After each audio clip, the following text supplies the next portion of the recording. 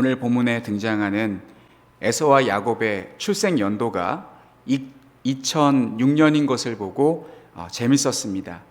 2006년 전에 태어난 것이 아니라 2006년이 그의 출생 연도입니다.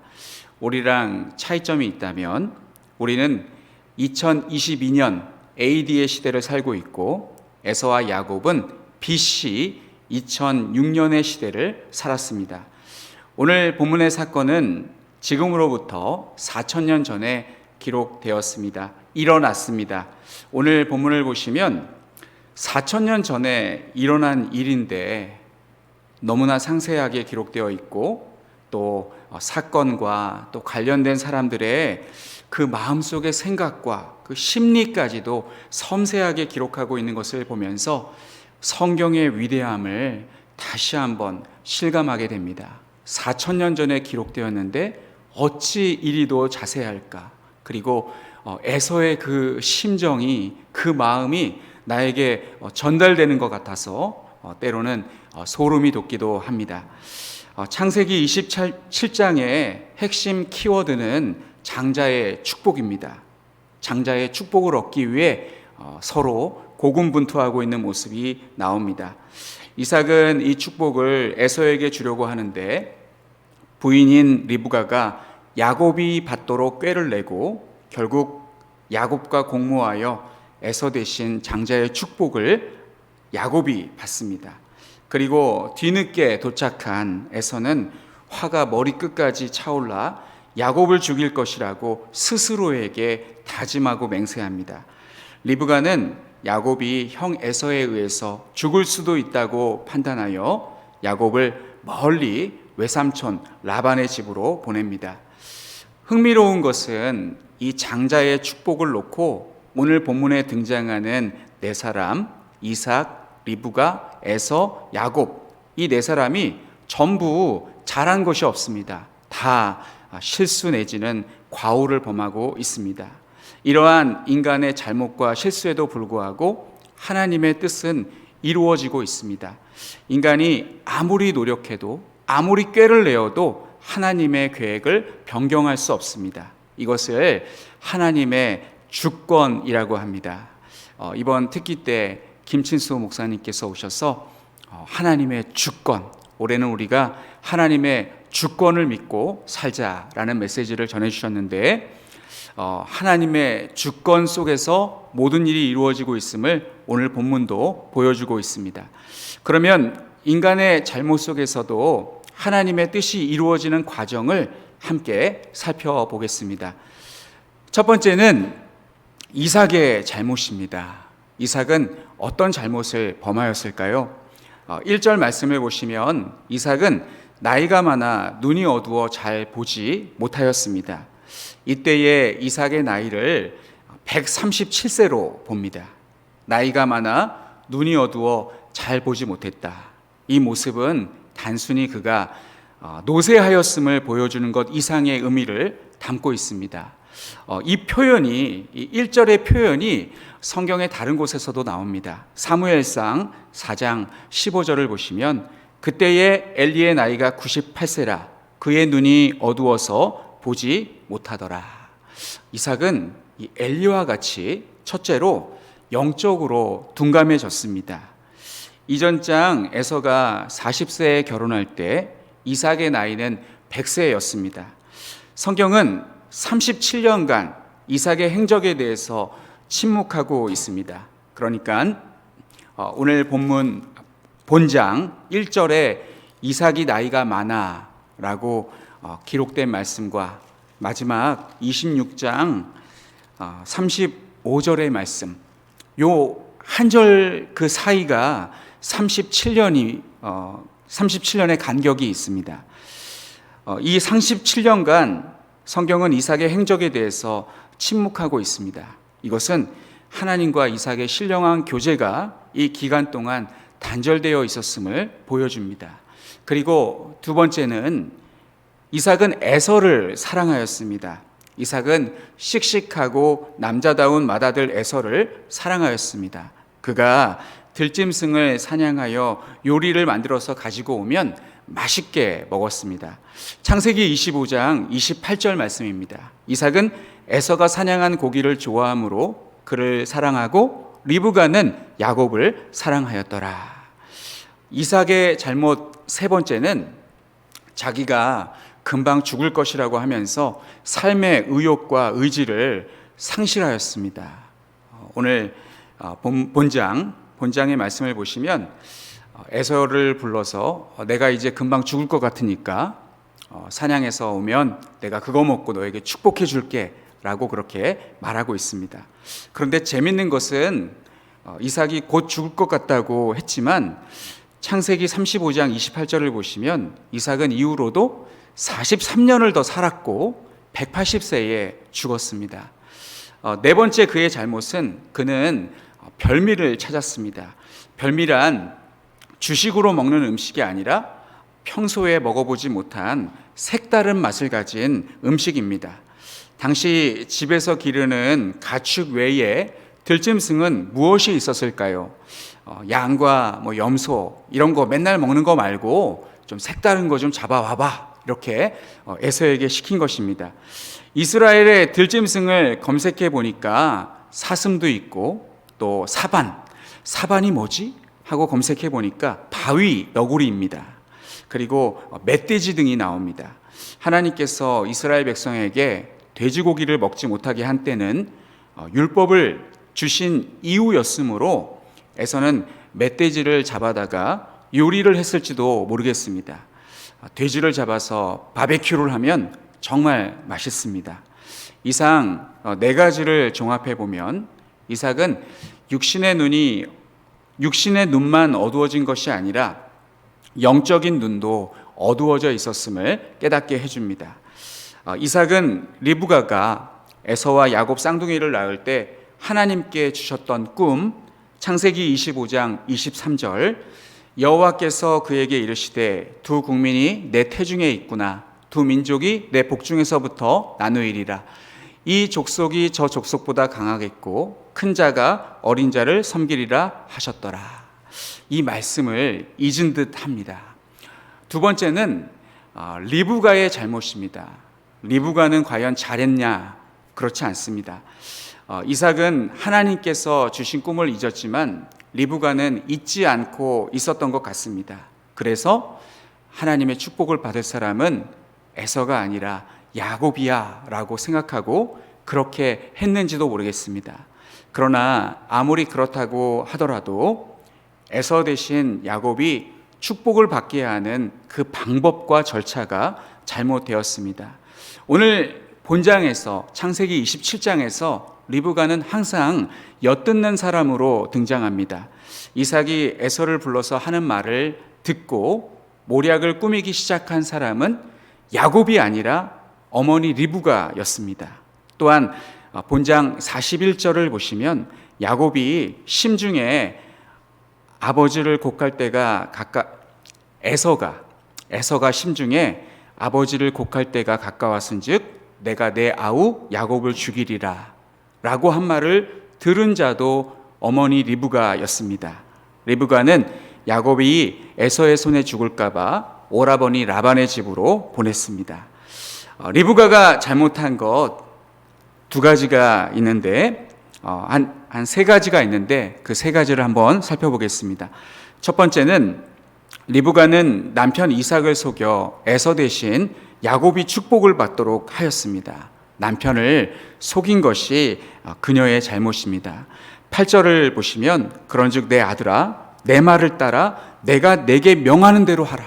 내가 시키는 대로만 해. 이렇게 말하고 있습니다. 어떤 것을 야곱에게 시켰냐면 첫째는 에서가 신이 나서 사냥하러 나갔을 때에 그 사이에 야곱에게 좋은 염소 새끼 2마리를 가져오라고 지시합니다. 그리고 요리를 시작합니다.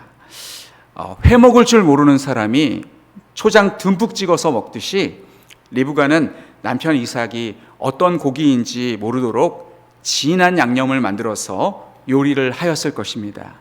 그리고 두 번째는 야곱의 위장을 리브가가 도와주었습니다.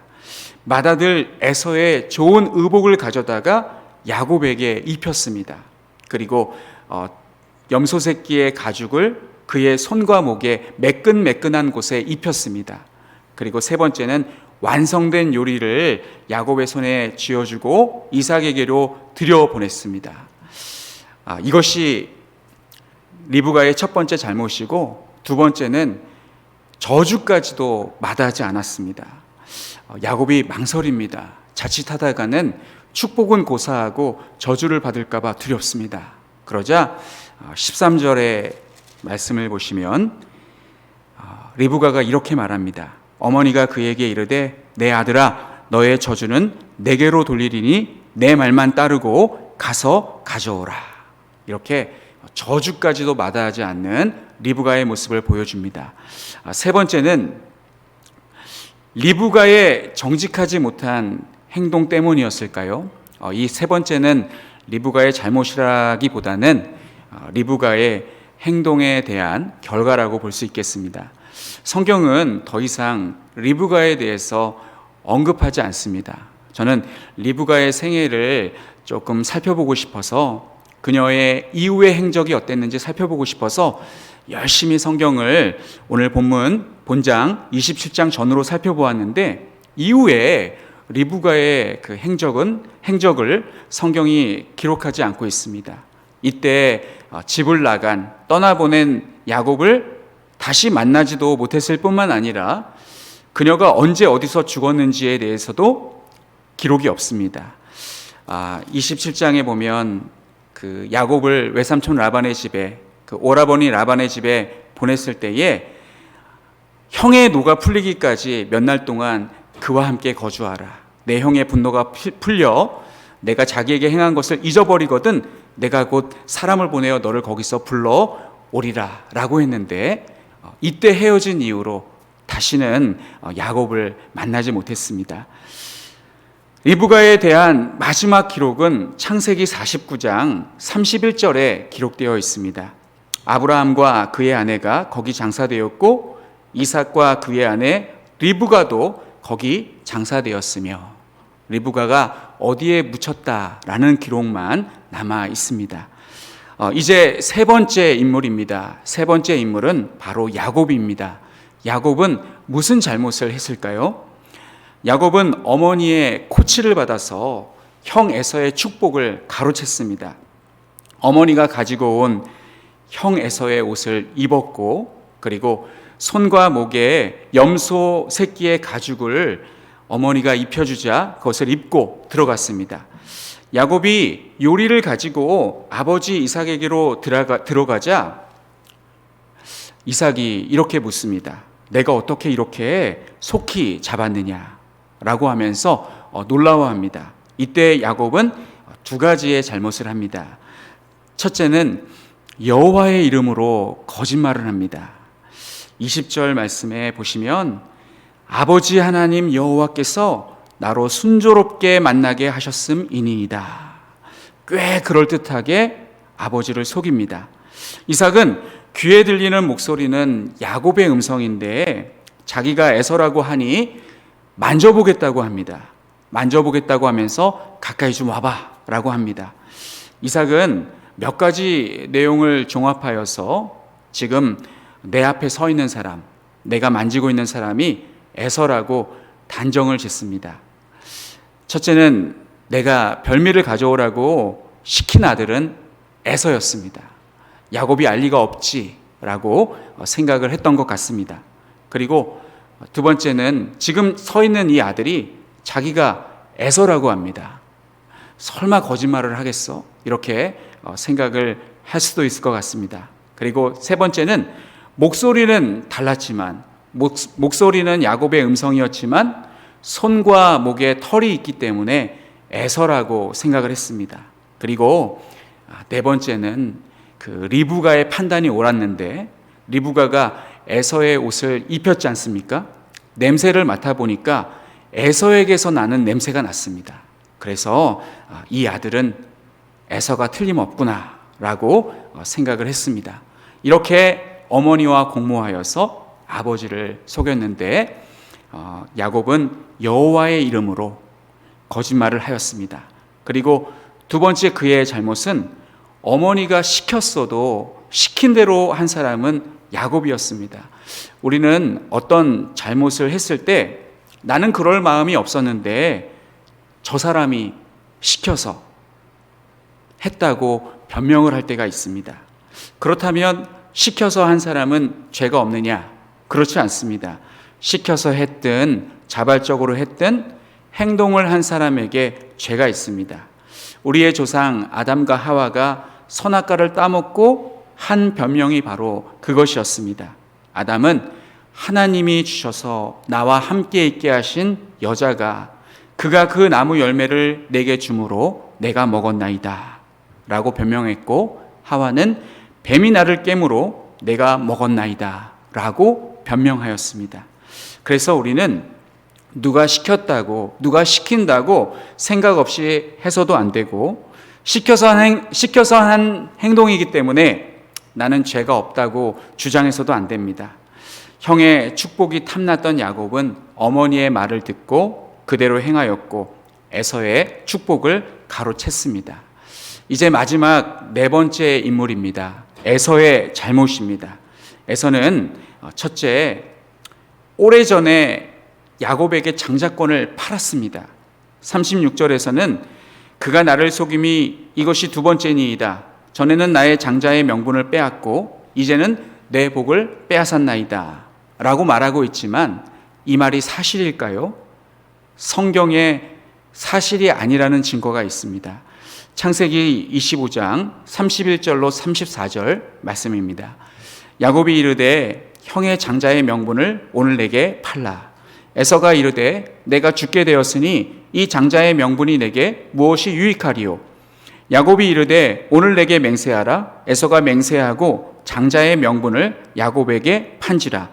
야곱이 떡과 팥죽을 에서에게 주매 에서가 먹으며 마시고 일어나 갔으니 에서가 장자의 명분을 가볍게 여김이었더라. 에서는 장자의 명분을 팥죽 한 그릇에 팔아버린 사람입니다. 말은 그렇게 했지만, 맹세까지 했지만 증거가 없기 때문에 아버지로부터 장자의 축복을 받을 심산이었습니다. 장자의 명분이란 장자에게 주시는 하나님의 축복입니다. 혹시 우리들은 에서처럼 하나님의 축복을 가볍게 여기고 있지는 않습니까? 가만히 자기 자신을 돌아보면 우리는 의외로 하나님의 축복을 아주 가볍게 여깁니다. 오늘 안 하면 뭐 다음에 하면 되지 뭐. 이번 주일만 주일인가? 다음 주일날 또 나오면 되지 뭐. 1년 52주인데 뭐. 이렇게 생각하면서 주일 지키는 것 아주 가볍게 생각하는 경우가 많이 있습니다.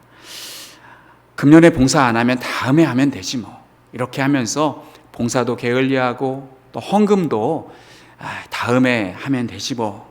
나중에 많이 드리면 되지 뭐. 이렇게 하면서 작정할 때 작정하지 않고 은금슬쩍 넘어가는 경우도 참 많고, 헌금하려고 했다가 아까운 생각이 들어서 액수를 조정하는 경우도 참 많이 있습니다. 입시를 준비하는 입시생들이 고3이 되면 교회를 안 나옵니다. 방황하는 학생에 비해서 분명한 목표의식, 대학이라는 분명한 목표의식이 있는 것은 좋은 일이지만, 부모로서 안심할 일이지만, 그 학생은 자이든 부모의 요구이든 신앙과 대학을 저울에 달아보았을 때 신앙보다는 대학에 더 무게가 있는 사람입니다. 돈을 벌기 위해, 장사를 하기 위해 주일 성수를 포기하시는 분들 역시 안타깝지만 신앙보다는 돈이 우선인 사람들입니다. 주일에 레저를 위해서 여행 가시는 분들 역시 신앙보다는 기분 전환과 오락이 더 우선인 사람들입니다. 오늘날 나는 하나님의 축복을 팥죽 한 그릇, 아니 나에게 만족을 주는 커피 한 잔보다 더 가볍게 여기고 있지는 않은지 자신을 잘 살펴보시기를 바랍니다. 그리고 에서가 잘못한 것 두 번째는 결혼을 할 때 부모님과 상의하지 않고 아무 여자하고 하였습니다. 그래서 에서가 결혼을 할 때마다 이삭과 리브가는 억장이 무너졌습니다. 에서와 야곱은 앞으로 언약 계승자가 될 사람이었습니다. 그동안 하나님은 항상 여러 사람 중에서 한 사람을 선택하셨습니다. 가인 대신에 셋의 가문을 선택하셨고, 노아의 세 아들 중에 셈의 가문을 선택하셨고, 베라 가문 중에 아브라함을 선택하셨고, 이스마엘과 이삭 중에 이삭을 선택하셨고, 에서와 야곱 중에 야곱을 선택하셔서 하나님의 언약을 계승하도록 하셨습니다. 이를 증명하는 말씀이 아까 우리가 읽은 그 리브가의 태몽이라고 할까요?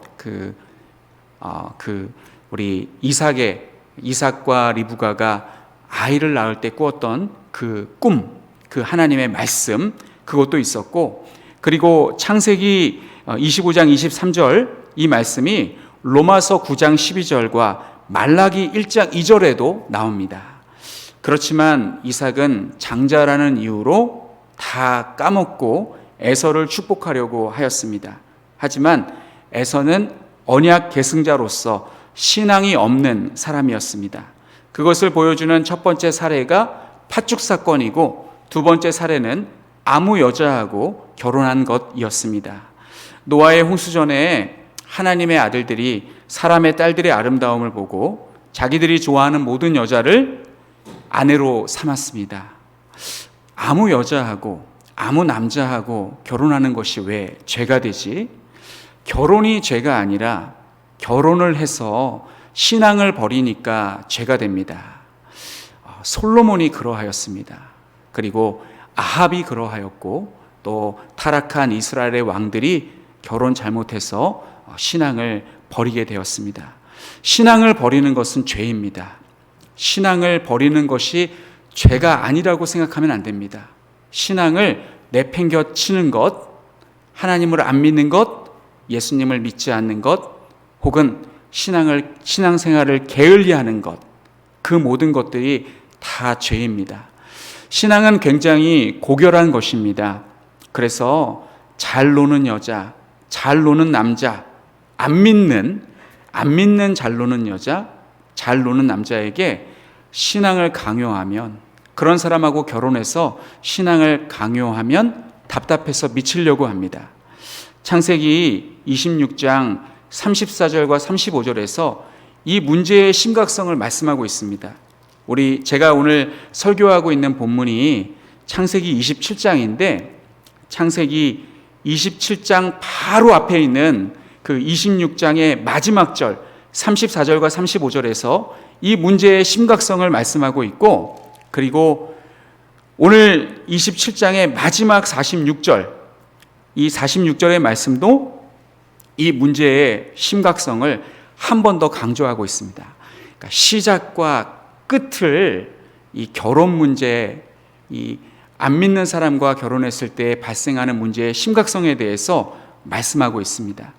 그리고 에서 때문에 야곱은 외삼촌 라반의 집으로 도주하였고, 야곱은 그곳에서 부모님이 그토록 원했던 라반의 딸 레아와 라헬을 만나 결혼을 하였습니다. 이와 같이 성도는 결혼을 잘해야 합니다. 결혼 잘못하면 신앙을 잃어버릴 수도 있습니다. 저는 이 결혼 잘해야 된다라는 여러 목사님들의 말씀 중에 지금도 잊혀지지 않는 말씀이 있습니다. 제가 아는 목사님이 중고등부 시절 때부터 가깝게 지냈던, 알고 지냈던 누나 이야기를 해 주었습니다. 그 누님은 정말 신앙이 좋았다고 합니다. 제가 알고 지냈던 목사님은 69년생이셨습니다. 69년생이니까 저보다 나이가 한 10년 정도, 10년 좀 아래되게 많으신, 한 8살 정도 많으신 목사님이신데, 그 목사님이 중고등부 또 청년 이렇게 신앙생활 할 때 알고 지냈던 누나, 같이 교회 다녔던 그 누나는 정말 신앙이 좋았다고 합니다. 집안에서 교회 가는 것을 그렇게 심하게 반대했지만 매주일 교회를 나오셨다고 합니다. 한 번은 주일날 오빠와 아버지가 교회에 그 누나를 찾으려고 왔습니다. 왜 아버지의 말을 안 듣느냐며 때리고 머리채를 잡고 질질 끌고 집으로 갔다고 합니다. 그런데 놀랍게도 그 다음 주일날 그 누나는 또 교회에 나오셨다고 합니다. 종아리를 보니까 종아리를 얼마나 매로 많이 맞았던지 핏자국, 멍자국이 선명하였다고 합니다. 세월이 흘러서 그 누나는 결혼을 하여서 독립을 하였습니다. 이제 그분은 아버지와 친정 식구들의 간섭 없이 신앙생활을 할 수 있는 여건이 주어졌습니다. 그런데 놀랍게도 그 신앙이 좋았던 누나는 교회를 안 나오고 있다고 합니다.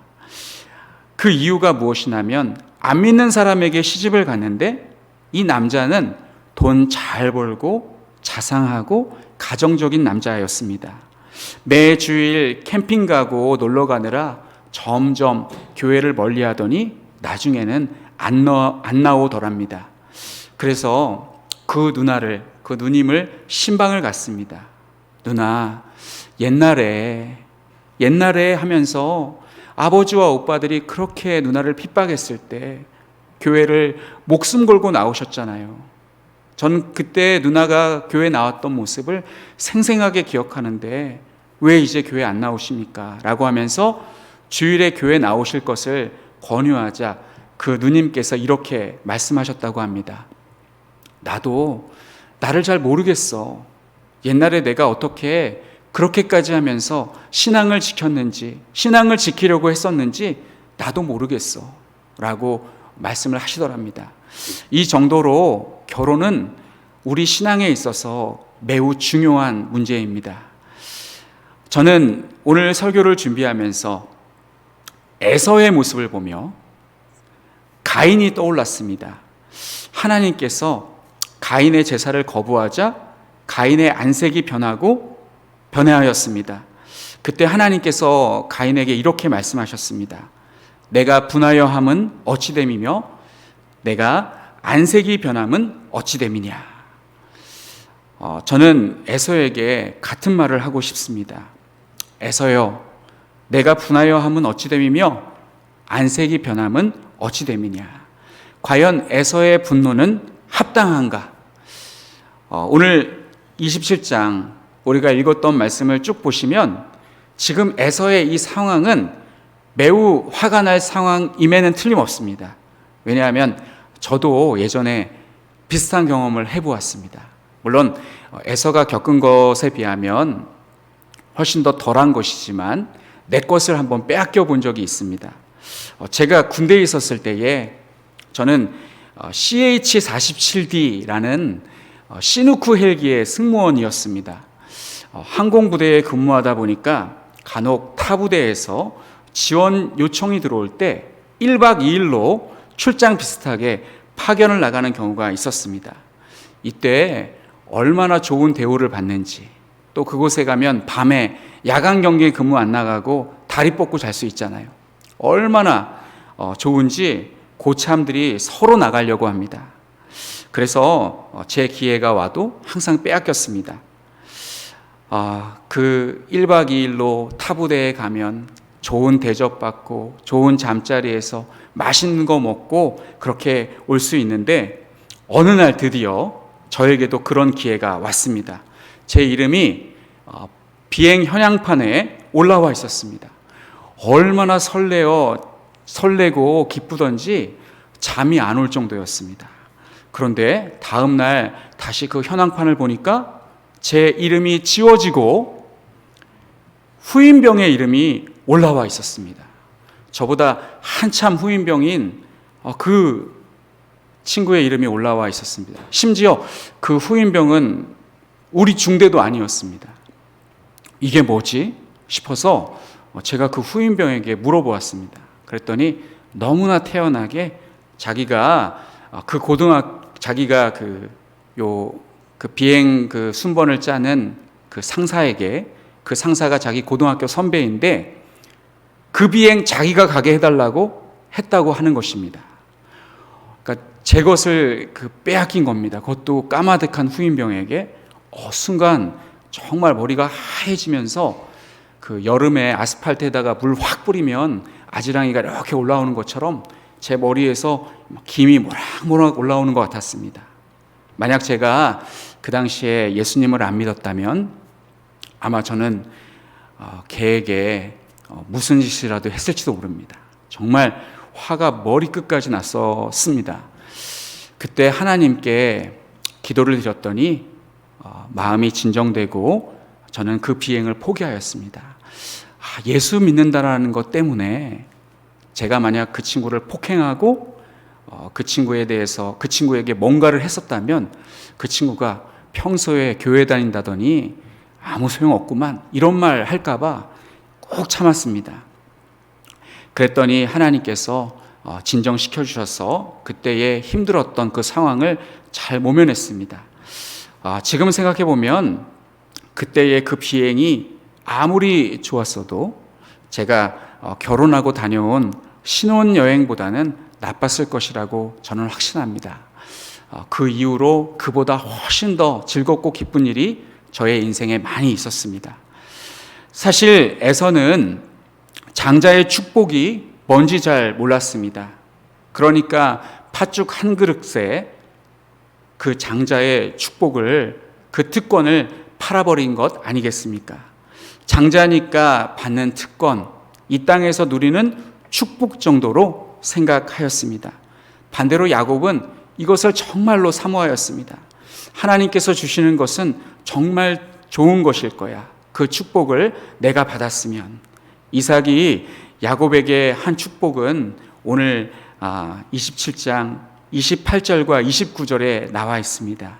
28절에서 하늘의 이슬과 땅의 기름짐 그리고 풍성한 곡식과 포도주를 약속하십니다.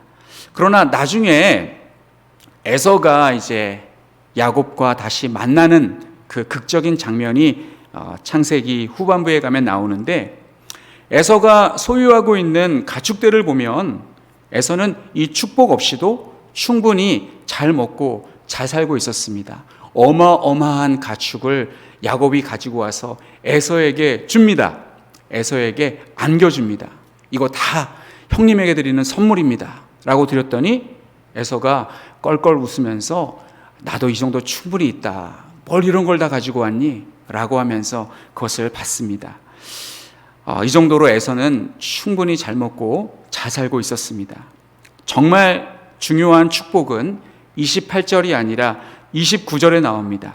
만민이 너를 섬기고 열국이 내게 굴복하리니 내가 형제들의 주가 되고 내 어머니의 아들들이 내게 굴복하며 너를 저주하는 자는 저주를 받고 너를 축복하는 자는 복을 받기를 원하노라. 그런데 이 축복이, 이 말씀만 떼어놓고 보면 참 잘 되는 복을 받나 보다라고 생각하기 쉬운데, 이 축복은 과거 하나님께서 아브라함을 처음 불러내실 때 말씀하신 내용과 일치합니다. 창세기 12장 3절 말씀, 너를 축복하는 자에게는 내가 복을 내리고 너를 저주하는 자에게는 내가 저주하리니 땅의 모든 족속이 너로 말미암아 복을 얻을 것이라 하신지라. 즉 야곱이 가로챈 축복은 언약 계승자의 축복이었습니다. 에서는 하나님과 언약에 관심도 없는 사람이었습니다. 그의 관심은 오직 이 땅에서 먹고 마시고 누리는 땅의 축복이었습니다. 그러니까 결국은 에서가 그 축복을 받지 못하고 야곱이 받은 것은 받을 사람이 그 축복을 받은 것이었습니다. 우리는 오늘 본문을 통해서 모든 사람들이, 관계된 모든 사람들, 네 사람, 이제 이삭, 리브가, 에서, 야곱, 이 네 사람이 잘못을 했는데 잘못한 것을 통해서 하나님의 뜻이 성취되는 신기한 과정을 보았습니다. 퍼즐 조각을 잘 못 맞추는 경우가 있습니다. 이게 희한하게 생겨가지고 잘 못 맞추는 경우가 있습니다. 이 퍼즐 조각이 작으면 작을수록 더 맞히기가 어렵고 시간이 걸립니다. 그런데 결국에는 맞아 떨어지게 되어 있습니다. 그런데 퍼즐 조각 자체가 이게 잘못 만들어지면 절대로 맞출 수가 없습니다.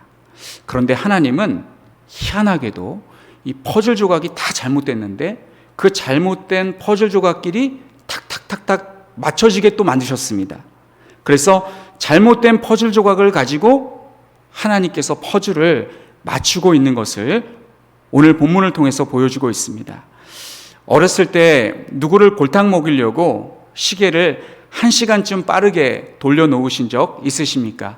지금이야 휴대폰만 켜면 정확한 시간이 나오지만 아날로그 시대였던 8, 90년대에는 손목시계나 벽걸이 시계를 통해서만 시간을 확인할 수 있었습니다.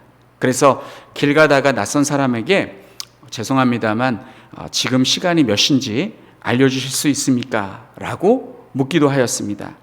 집에서 늦잠을 자다가 일어났는데 시계를 보니까 예상했던 시간보다 1시간이 지나서 벌떡 일어나서 준비하고 나가보니 1시간이나 빨랐습니다.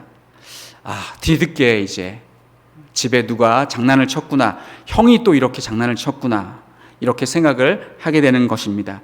이렇게 사람들은 옛날에 시계를 가지고 짓궂은 장난을 치기도 하였습니다. 오늘 본문에 등장하는 사람들은 전부 시계를 가지고 장난을 치는 사람들 같습니다. 그러나 인간이 아무리 시계를 이리 돌리고 저리 돌려도 하나님의 시계는 변함이 없습니다. 지금 시계가 8시 24분인데 제가 그 시계를 아무리 조작해도 그것은 저 시계의 문제이지 하나님의 시간은 변함이 없습니다. 인간의 계략이 하나님의 뜻을 바꿀 수 없습니다. 그것은 에서뿐만 아니라 장자의 축복을 가로챈 사건의 주범인 리브가와 야곱도 마찬가지입니다. 야곱과 리브가가 이삭을 속여 축복을 가로채, 그래서 축복을 대신 가로채서 받았기 때문에 언약의 계승자가 된 것이 아닙니다. 하나님은 처음부터 야곱을 선택하셨습니다. 하나님은 자신의 축복을 인간들이 경쟁해서 얻도록 서로 싸움을 붙이시는 분이 아니라 자기가 원하는 자에게 축복을 주시는 분이십니다. 하나님은 지금 27장에 기록된 이 모든 과정을 그저 묵묵히 지켜보실 뿐이십니다. 오히려 하나님은 이 일 때문에 여러 번에 걸쳐서 야곱을 연단하십니다.